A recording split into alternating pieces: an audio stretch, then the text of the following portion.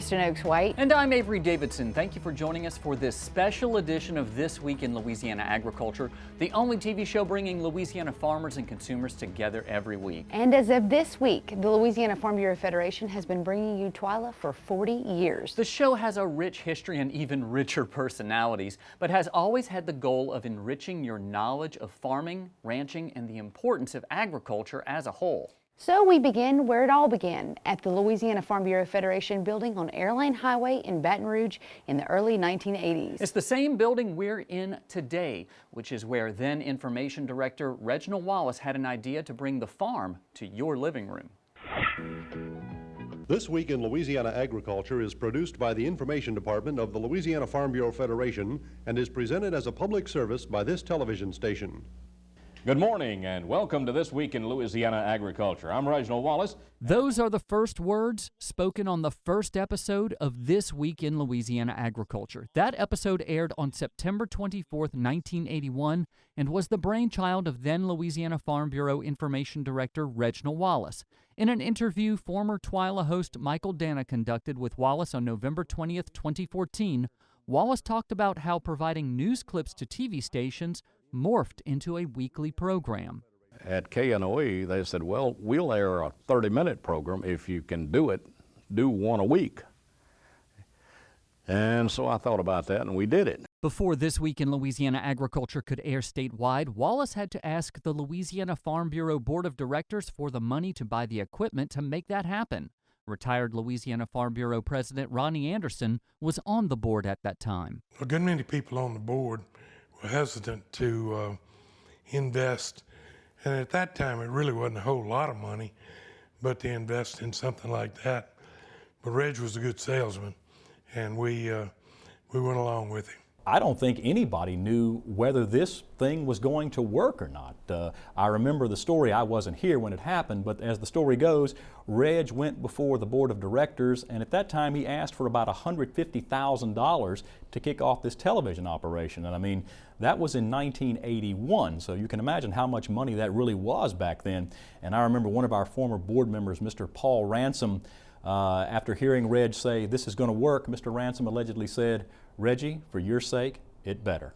And it did. Michael Dana took over the hosting duties after Wallace retired in 1997. When you think about what Reg did in the early 1980s by taking secular news technology and adapting it to public relations, I mean, it was really sheer genius. Reg figured the best way to break into the news cycles was to look like a news operation, and that's exactly what he did. Reg was my mentor. David Langley was the second producer of This Week in Louisiana Agriculture and worked with both Wallace and Dana. Here he is behind the camera while Wallace interviewed then Senator John Breaux. Langley says Wallace was a visionary and that Dana did not let the show lose a step. Mike took it to the next level and really got the equipment, the personnel that work here updated, and really made it more of a consumer-friendly show to where it attracted a larger audience than just the agriculture community. It brought it to where it had an audience for the general public, you know, to watch the show. It's helped, I think, people, farmers and ranchers and business people and the general public in Louisiana to realize more what farming actually does on a day-to-day basis. So he was able to take that idea and expand it and convince people, i.e. television stations around Louisiana, that it was important for their viewers to know this. I mean, hey guys, this is where your food comes from. Your folks would like to know this. Don Molino with the Voice of Louisiana Agriculture Radio Network was at one time co-host of TWILA alongside Wallace and credits TWILA's creator with guiding his career. Until I met Reg Wallace, I had no idea what a soybean price was, or cotton, or rice, or sugar. And he, you know, this is what you look for, this is what it means, and this is how you say it. Simple. That's where it all started, right there. Bill Sherman followed Langley as producer of TWILA. Mike Dana hired him to freshen up the show's look and help take the show on the road. See, Mike was going to Israel. He went to other foreign lands. I think I went to Bunkie and Mamou for different stories. But seriously, I used to love going to D.C. That's really where I started getting interested in politics, is once I got to Farm Bureau and saw the grassroots element of politics, and have been involved and interested ever since. Since then, reporters for TWILA have covered stories in 18 countries on 5 continents, a fact Dana brought up to Wallace in 2014. I never dreamed that big. Mike Dana had to dream that big and set that up, you know. Well, I never dreamed it would be. Well, we stood on your shoulders, that's for sure. And the show continues to stand on the shoulders of the great storytellers who came through, like Margaret Lisi, Carrie Martin, A.J. Sabine, Lauren LeBlanc Haydel, along with Bill Sherman and David Langley. We were broadcast quality, but we weren't up there with the big boys. And now the program that y'all put out is competitive with the quality and the equipment and as up to date as anybody. As long as we have agriculture, programs like TWILA need to be there.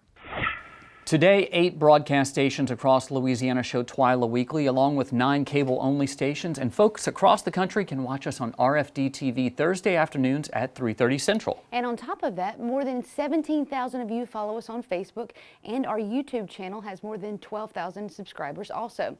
And as a social media coordinator for the show in Louisiana Farm Bureau, I can personally attest that we get views and comments from around the world. Yep, it's hard to believe that the show has grown the way it was. I know at one time we even had a deal where the show was being shown in Italy and other places around the world. That was, you know, sort of front end of the internet. But what Mike Dana and Reginald Wallace set up, and what everyone who's contributed to the show over the years made it really just, it grew into something that I don't think any of us could imagine. We got a lot of viewers from India. We did, yeah, we do, yeah. Well, one person on our show that has now been here for more than half of the show's history is Neil Melanson. Yeah, Neil started in 1996 as an intern with no TV experience whatsoever, but you learned quickly. And now, as the old man on the show, Neil, you were actually here when Reg was here, the only one in our department. That's right. Reg was the director of the department, and it was still a 3-person department at that time. It was Mike Dana, Reg Wallace, and David Langley when I came on, and it had been that way for years. It wasn't until Mike came along and became the department head. I think I was there a year before Reg retired, and Mike took over and started expanding the department, and the first 2 people he hired were me and Margaret Lisi as the new graphic artist, which has, you know, been an increasingly important position over the years. I'm waiting for the old man joke, because I know that it's coming. You know, I guess the thing for me is it's hard to believe that when I started the show was only 15 years old, and that number 15 to 40 is just so big in my mind right now. A lot happened in that time. Yeah, a lot has. And it's been a long journey, but it's been a fulfilling career beyond anything that I could have expected. When I started, I had no idea that I'd be able to cover the types of stories that I've covered and go to the places I've been. This is one of the first stories that introduced me to how diverse agriculture can be. Restoration of the Louisiana black bear has been a successful program that largely depended on cooperation with farmers. These cubs were relocated from Tensas Parish to further the range of the black bear, creating a corridor from north to south. Of course, the iconic Louisiana alligator featured in several of my stories, even early on. There I am trying to hand one to Kristen, who didn't want one for some reason. And that's from this year. These gators just seem to be getting bigger. Of course, I covered a lot of the standard farm stories too: sugarcane, corn, soybeans, rice, and strawberries. Yes, I had a goatee back then, which disappeared in 2006 when I got married. While many of these stories seem the same, they represent the hard work of farmers and ranchers who open the door to their homes and their lives. It spurred me to start The Bottom Line, a weekly segment where I reviewed the commodity markets, building on what I was doing for the radio network. It taught me a lot about how unpredictable the markets were and how that can keep a farmer up at night. Something else I was able to pioneer was taking TWILA internationally. I went to Japan in 2003 and shot a story with Zeno Grain, headquartered in Tokyo, with facilities in Louisiana. Since then, I've covered stories of farmers traveling to South America, Turkey, Spain, and Thailand. With traders always looking to expand their markets, the international aspect of farming is always present. I've also gotten access to politicians. Early on, I interviewed former Commissioner of Agriculture Bob Odom. You can't tell behind the goatee, but I was nervous then. It helped me to gain the confidence to interview many of our state's congressional leaders later, including senators. Sadly, a good portion of my career has been devoted to covering disasters. Of course, we were there for Katrina, but that same year, Rita brought devastation to southwest Louisiana that would be repeated in last year's Hurricane Laura. There's a connection in all of these storms, the suffering, the devastation, and the coming together to face difficulty. One of my favorite moments in my career was being with cattleman and veteran Leslie Griffith, who lost almost everything in Laura. Fellow vet Mark Norman, who works for the Natural Resources Conservation Service, found Leslie's Vietnam-era dog tags an emotional moment of hope among so much loss. At the risk of droning on, one last thing I'd like to say is the change in technology. I shot all of these using a drone, a new piece of tech that's come along in my career, helping show a new perspective on things. Rising to challenges has shaped me both professionally and personally in the hopes that each story I tell makes a difference. Of course, like anyone, if I had to do it all again, I'd correct the mistakes I've made along the way, but learning has been a huge part of my career here. I hope TWILA stays around forever, not only so that others can do what I do, but to continue to share these stories with you. And from the bottom of my heart, thank you for this unlikely career. And guys, you know, it's strange looking back over that career and thinking just of all the stuff. It goes by so quickly because you're so busy. Well, I think it's strange looking at your hair. I think that's the part that is strange. I think you've gotten younger based on just your physical appearance. Well, I shaved the goatee, you know, long ago, as you saw in the story, and that's one thing, you know, that makes me look younger, I think. Well, you talked about some of your stories, but if you had to be nailed down to pick a favorite story, what would you say? I guess it was that bear story just because it sticks out so much in my head. You know, any one of these ones that I handle animals are all just great, the conservation stories. And but, you know, the bear story was one of those that just kind of shocked me as to, like, what this job really entailed. Well, my favorite story was your reporting for duty story where someone put you on a horse. Yeah. And comical Yes. content ensued. You know, the one part of that story that makes it funnier that you don't even see is the horse got mad at me, so it ran me into trees. So I was getting hit by branches as I was going under it. His name is Rio, and he dances on the sand. Yeah, Rio was kind of a jerk. Yeah, and AJ was there shooting that story with you. Laughing, so there was laughing the whole time. Yeah, so we know that hilarity ensued. Now, favorite place you've been? The place that surprised me the most was Turkey. It was never top on my priority list, but when we went there and all the places we went, Ephesus, the old ancient Greek story right there near Izmir on the west coast south of Istanbul, when you walk into it, the modern world disappears. Going there, having no like cues, you're 2,500, 3,000 years in the past, just instantly, it was crazy. Yeah, and the other thing I find, that's also when our international following really blossomed. At that point, Kristen, you started to see us get likes all around the world. Yeah. You know, it has that historical connection to, you know, all of Western civilization, but modern connection, a year after we were there, that area was mortared by the Syrian forces. So it's just crazy. I mean, it's just crazy to be part of that history, both modern and ancient. And to this day, if I eat hazelnuts, I think of Turkey because 80% of the world's hazelnuts come from Turkey. Thank you very much, Neil. Looking forward to the next 40 years as well. Me too. Still to come on TWILA, we look back on some of the lighter moments from the past years of producing this show. But first, we'll tell you a story we've been telling for decades, the story of conservation on Louisiana farms. Stay with us.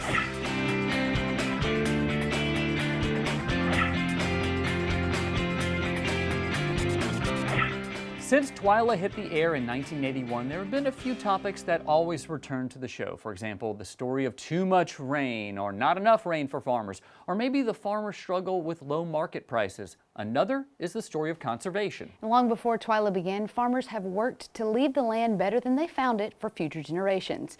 This week, TWILA's Carl Wiggers shows us how that story has evolved and how farmers are getting better at conserving and improving their land. Operation Quackback. It's more than a fun name and poster.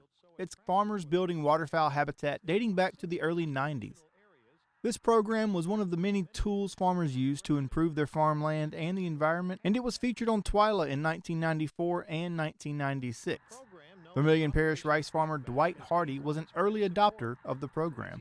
We're able to give quality habitat to ducks and geese in the winter. It was also intended in a little lesser extent to inform the public that without that rice farmer, that waterfowl habitat would not be there. That outreach aspect is the element of the story that has become more important over the years. Farmers have been using practices forever to conserve their farmland and protect the environment. The only change is the creation of programs and naming these practices that farmers are now able to show their neighbors how they are doing just that. This program is a very positive one, demonstrating that the farming community is concerned about conservation. 25 years later, Tensas Parish farmer Kellen Lee is still finding new ways to better conserve the land that his family farms, a value he saw displayed in the generations farming before him. Lee says being able to tell the story of conservation on Louisiana farms is only going to get more important in today's changing marketplace. These aren't new sustainable practices. All growers are being as sustainable as they can to stay in business. And with the U.S. Cotton Trust Protocol, this is just a way to measure it and a way to show it. This is a way to tell our story of things that we've been doing. My dad was already doing, and his dad before. We just need to tell our story, and that way the consumers can really relate and see that we are making these efforts in order to be sustainable and be environmentally friendly. And for a long time, we've told stories in partnership with our friends at the Natural Resources Conservation Service, and we're telling these stories more today than ever before. As for me personally, it's an issue that's near and dear to me because it's a practice or a mentality that I saw demonstrated daily on my family's farm in Northeast Louisiana. And you guys, you know I've got to bring it back to my family's farm. Always do. But I actually did a science fair project, probably 4th or 5th grade, about, cover crops and preventing topsoil erosion. So this has been like something I've always known about just because it was just right in front of me all the time. And Mike Dana loved to come and do stories at our farm, and that was actually my introduction to TWILA. He never did a story on my science fair project, but he did do a story on Dad and them planting cotton into wheat stubble. So he kind of has done a story on that. You're now the 6th producer of This Week in Louisiana Agriculture over its 40-year history. Every producer who came in here brought it up to that next level. And you, Carl, have brought in a more almost cinematic eye to it. You've brought in a lot more use of the drones and taken that technology level to that next level, which is what we need to do. It's, I always talk about things in musical terms because I look at musicians. The musicians who are playing in the clubs today are always going to be better than the ones who influenced them. And so you're going to take this show beyond where it was influenced, and the person who comes after you is going to take it to the next level. I hope so. Well, I like where the show's at, and I like where we're headed. So. Well, we appreciate your hard work, Carl. Thank you so much. Still to come on TWILA, we always get it right on the first take here on the show. That's not even close to right, and we prove that when we come back. Stay with us.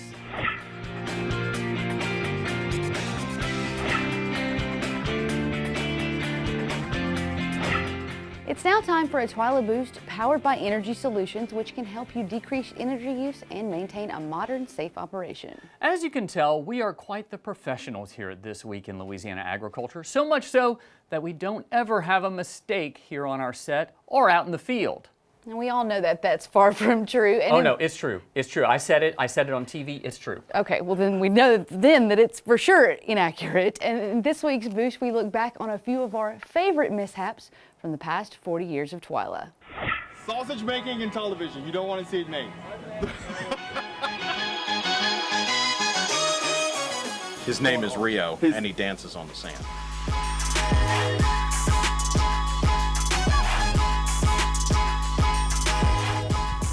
We have to get to know each other. You can't really get to know a horse until you're on it. Now listen here, Neil.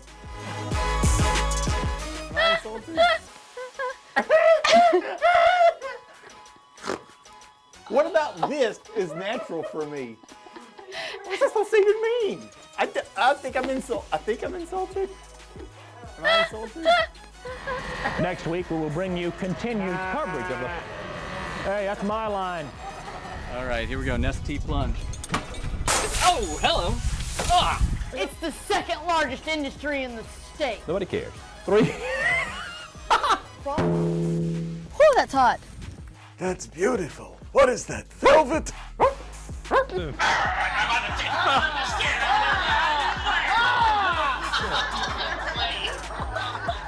And she's a good sized one for fighting me.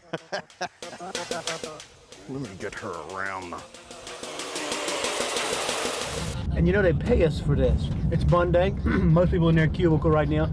Probably on this day, you were in your cubicle answering phones, checking email. We're out here in God's country, the Atchafalaya Basin Swamp, and again, we're getting paid for it.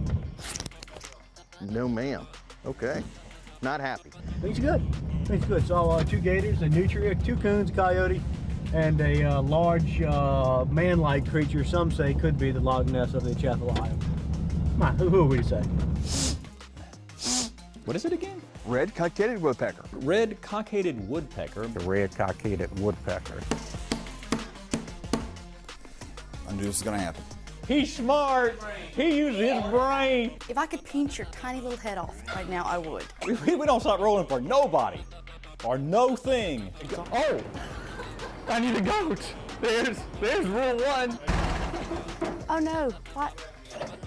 Something tells me I'm about to get served. The throttle. Now push the clutch in. Oh no, it does.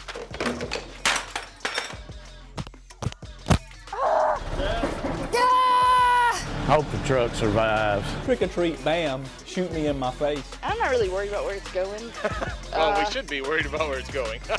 This is a long day. Ready to ride the lightning. You shut up.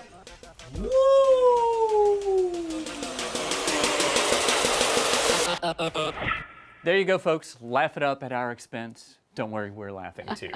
Before we go, we want to thank more than a few people who are not thanked often enough. Let's start with the Louisiana Farm Bureau Federation and its board of directors for believing in the work of TWILA and our efforts to reach our audience to tell the farmer's story. To our friends at the LSU Ag Center, Craig, Randy, Toby, and Frankie, thanks for sharing your stories with us. And to our other friends and storytellers who have shared your stories with us on TWILA, Jennifer Finley, Tammy Arnder, Taylor Fry. I'm sure I'm leaving folks out, but you know who you are. Thank you so much. To all the stations that air TWILA every week, thank you for sharing our show with your viewers. I have a lot of love for our master control operators at each of those stations who make sure that the show airs on time. And most importantly, we want to thank our farmers and ranchers who allow us to tell your stories. You are the reason why we have such rewarding jobs. You are the reasons we are not out in the fields working to put food on our own families' tables and clothes on our families' backs. And to you, our viewers, thank you for watching and joining us every week here on our program. And if you haven't viewed enough, head over to Facebook, Instagram, YouTube, or our website at twilatv.org and get more. Also, we do an after show podcast, the TWILA After Show, and you can learn some of the stories behind the stories there. For all of us here at TWILA, thanks for joining us. We hope to see you again right here next week.